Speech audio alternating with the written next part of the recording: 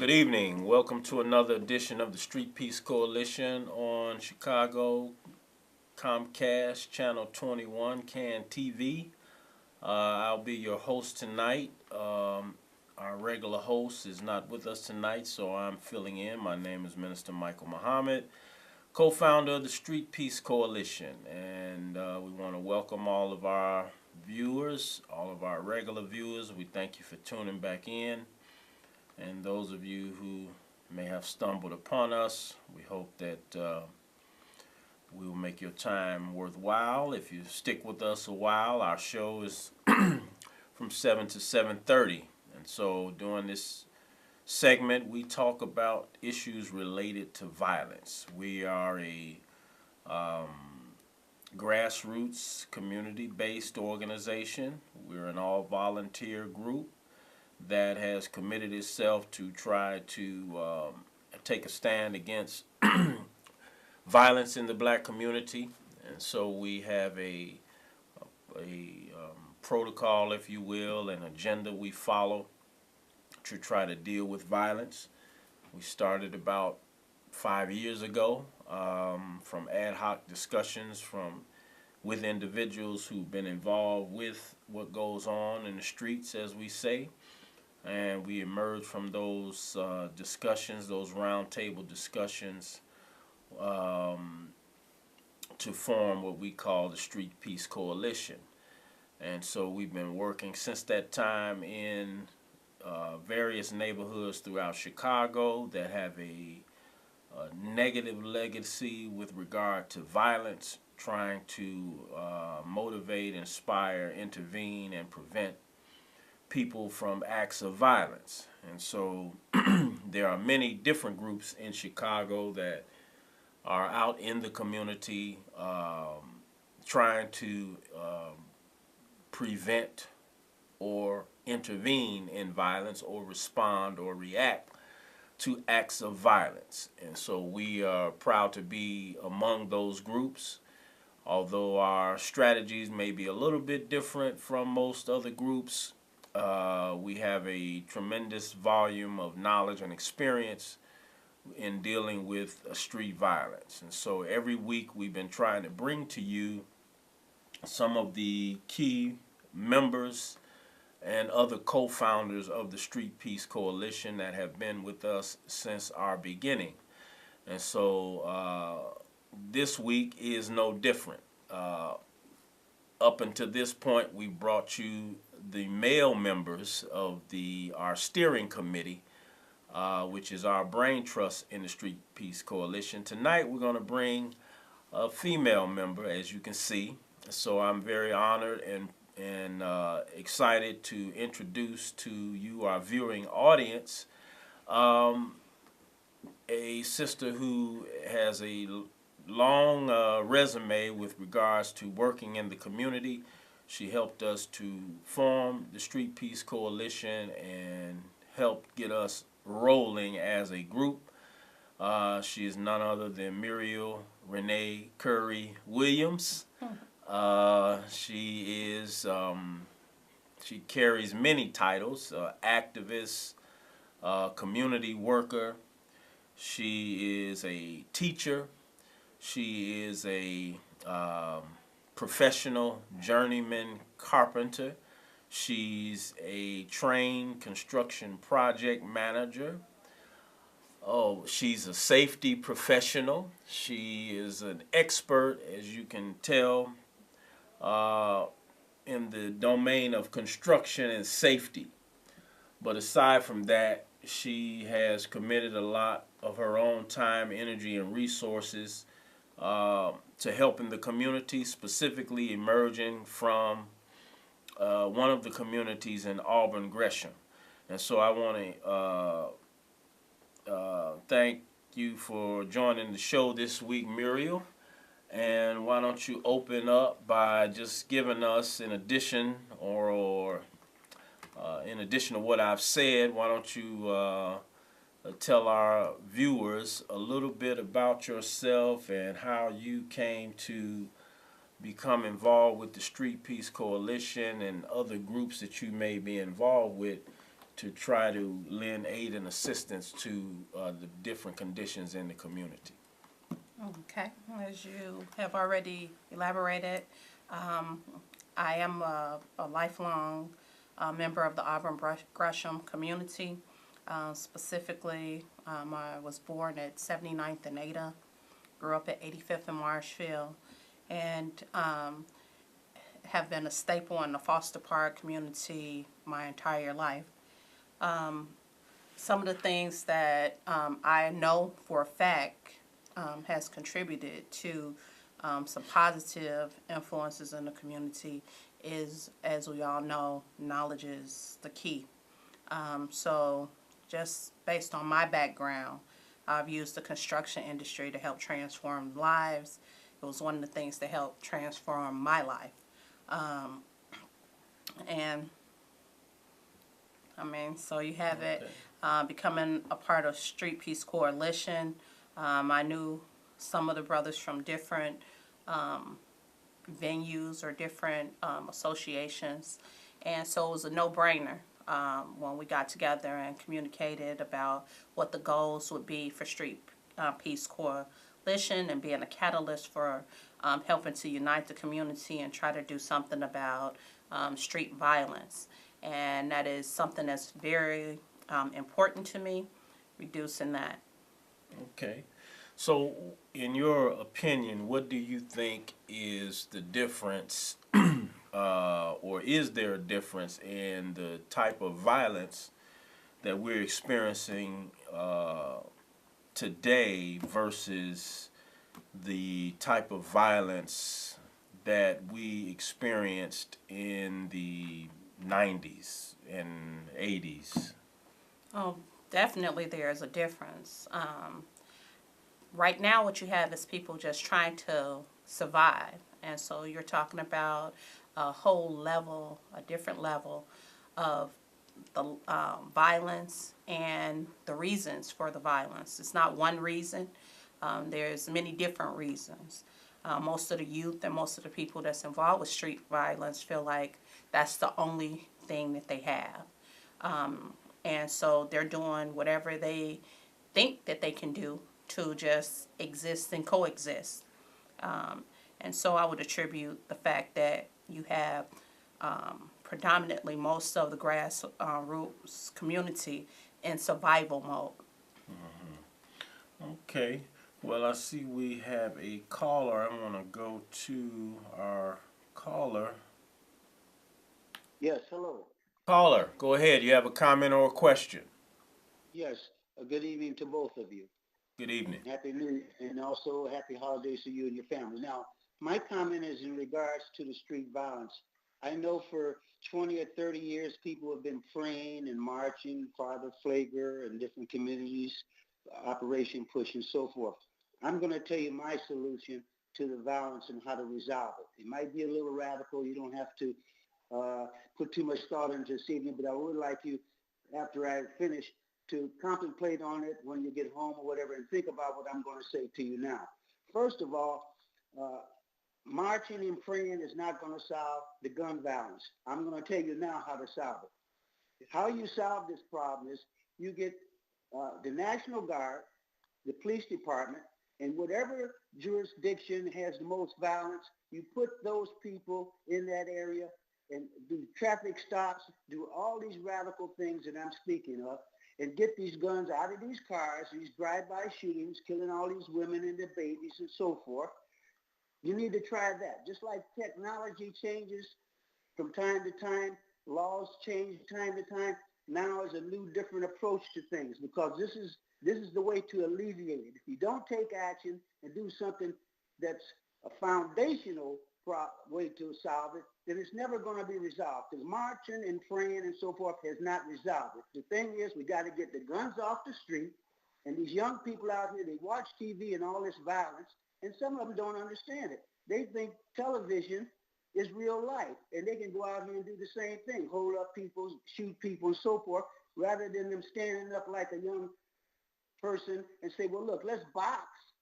Instead, they use the coward aspect to get a gun and take a life of innocent people every day. Now, I'm going to close, and I thank you for your comments. Bye. Oh, hit the wrong button. Oh, sorry about that, viewers. Hit the wrong button. Muriel, why don't you give us your reaction to the caller's solution to violence, as he put it? Well, I think everyone who gives the solution of the National Guard need to take a real close look about what you're enacting when you bring in a National Guard. So it's easy to bring them in. What would be the agenda? Where are the guidelines going to come from? Where do they start and where do they stop? It is, to me, the violence going on is a community problem. When the National Guard comes in, are they going to bring in resources to those same people? Or is it just going to be a community war? Because you're talking about survival mode. So therefore, you're talking about youth and community that are trying to survive. Will the National Guard be seen as another entity that they feel that they need to protect themselves from and then create another level of war in our streets? So those are my concerns with that manner of thinking. Okay. Yeah, I would agree. I think that when it comes to poor black communities, we always have a desire to do more punitive law enforcement solutions without getting to the root causes of the violence. And so until we deal with the root causes of what is producing the violence, we really don't have an answer. And just like praying and marching won't stop violence, the National Guard won't stop violence, because violent people are going to be violent regardless to police or military or law enforcement presence. If you understand the nature of a person being violent, then you know that the National Guard will not solve that problem. But let me ask you another question, Muriel. What role do you think that parenting is playing in the type of violence that we see is so pervasive in our young people today? You know, earlier today I saw a video of a mall. I think it was Fox Lake Mall or Fox Valley, or one of them. A pretty good mall in a pretty affluent area, but I noticed that all of the young people that were mobbing up and fighting happened to be young black people, and the white and Hispanic youth were disengaged from that behavior. So what role do you think parenting is playing in the kind of behavior and attitudes, specifically of black youth, as it relates to violence? A parent's role is clearly defined, okay? And so definitely parents have a role in raising their children. Unfortunately, as we know, a lot of parents have been taken away from their children. And a lot of it is due to street violence. So you have a lack thereof parenting in our community. And when I was a child, there was a village raising me. Unfortunately, in the current situation we're in, the village is afraid, or appears to be afraid, of the very product that has been produced in our community. On the other hand, I don't believe it's just a parental problem. I believe it is a systematic problem. I believe that when you tell a parent, don't discipline your child, a leader may still stand up to the system and discipline their child. Someone who's going to follow protocol or whatever the law says or whatever has been acted against them, they're just going to do what they have been told to do. And so a lot of parents don't discipline their children the way a lot of us feel they should be disciplined, because they are worried about what will happen within the system. They don't want to deal with DCFS. They don't want to deal with law enforcement. They don't want to deal with those elements. So yes, they're a little lax in their parenting. As a teacher, I saw a lot of parents that I would say to them that maybe you should be a little more, try a little more tough love with your child. And some of them point blank would say, well, you know what, I've had interaction, this kid called DCFS on me for disciplining them, and I have other children. So I don't want to put my other children at risk from dealing with this kid. And I'm trying to go through the system, and there's no help for that. So as an educator, I did have an opportunity to ask some of those questions when I would sit and have one-on-one talks with my students' parents to try to understand a little bit better as far as the parent perspective. I am also the mother of a teenage daughter, and I have 2 adult children. The 2 adult children, it was a different environment that I raised them in than with this 16-year-old. A lot of the things that's going on in her everyday life was not present in their everyday life. There was no one on TV, every other word being bitch or hoe. There was no, all these different things being communicated on the radio. As a matter of fact, when I was a kid, there was fines for any of that activity going on. So it is not just a parent issue, it is a systematic issue. And okay, let's go to the call. Let's see. Caller, are you there? Caller, are you there?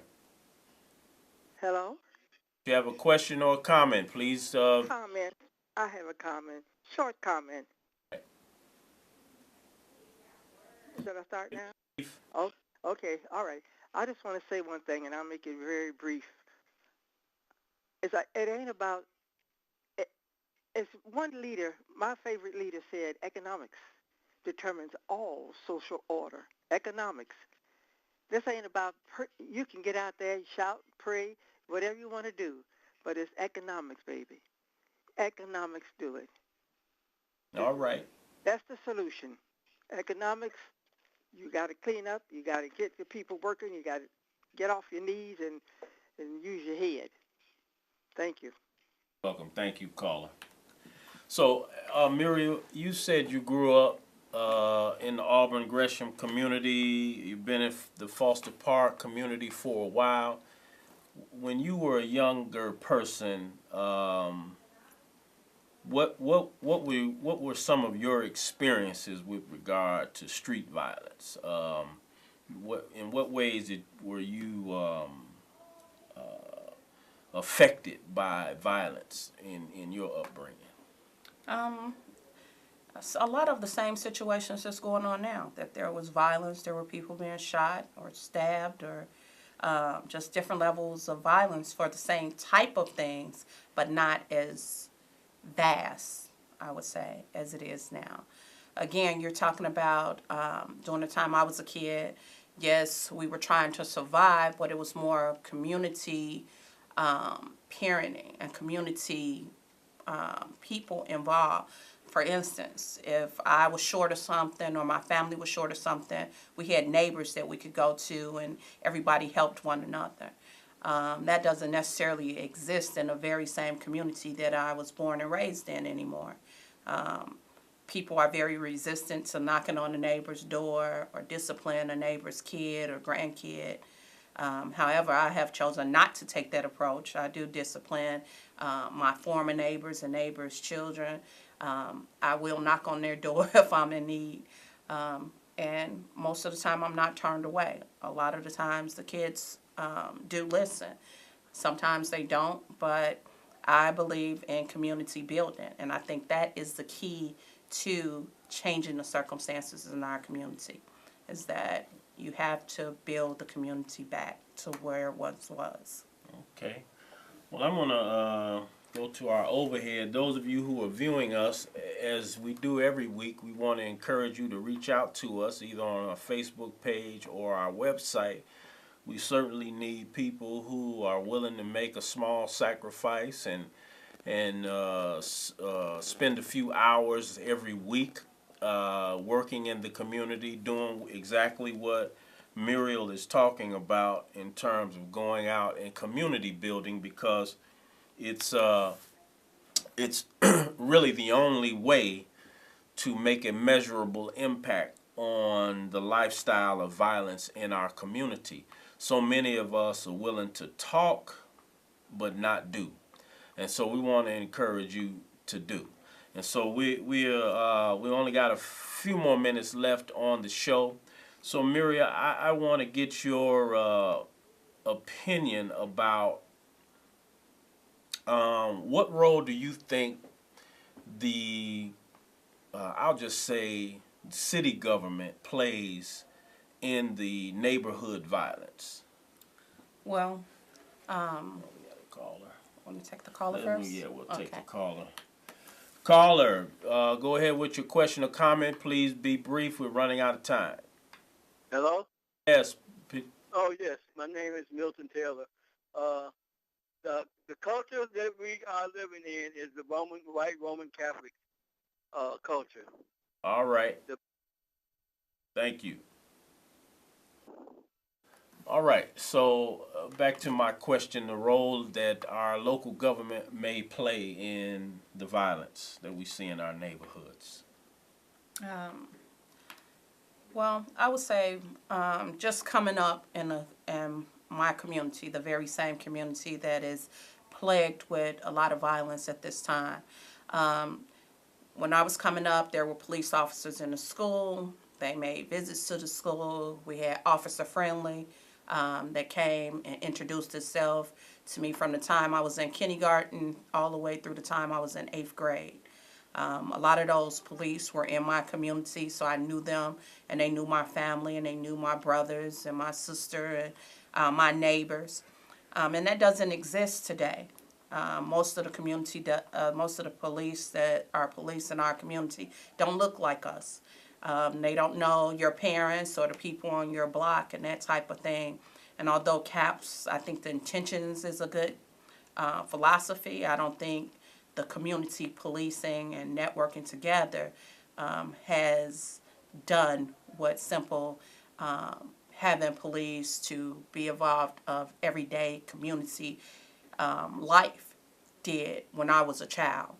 And I think there's so much detriment that has been done by police and other officials that the trust factor, specifically in our community, just isn't there for city government. Mm-hmm. And so, as I said before, it's not one aspect that needs to be looked at, not just street violence. It's all the aspects, because all of those things have contributed to the very situation that we're looking at. Okay, if you could give me in just about a minute, because we're running out of time, what advice would you give women in the community in terms of what can they do, where can they get involved, what strategies can they use, at least on their block and abroad, to try to have an impact on violence? As a woman, and I speak as a woman, that there is a specific nature of a woman that we bring to the table. Children will listen to you to a degree, but you have to be real with them. I could tell you this generation of youth does not respect phony. When you come with the real approach, they need love, understanding, and your wisdom to help guide them to the next level through the circumstances. We all have done things in our past or as a youth that, guess what, if we could do it over today, we would do it different. So some of those things may help a child to change their life. And not only to women would I say this, that everyone in the community needs to reach out to one child, and that would change a multitude. You can't be afraid to be in your own community. You can't be a prisoner in your community. You have to open businesses, bring your talents and gifts, and share it as a business, as a neighbor, as a parent, as just one of the community villagers, and change someone's life. Okay, very good. Well, this is our last show for this season.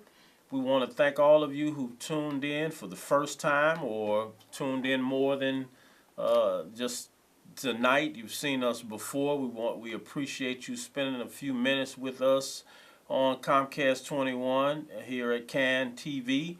And we hope that something we've shared with you will motivate you not just to talk about violence, but engage our young people, especially because they need love, they need affection, sometimes they need tough love, but whatever form of love they need, as long as it's healthy, that's the bottom line. Reach out to some young people and show them that you care. And if you want to get involved, connect with us on Facebook at the Street Peace Coalition. Until we see you again on the air, this is Minister Michael Muhammad signing off for the Street Peace Coalition.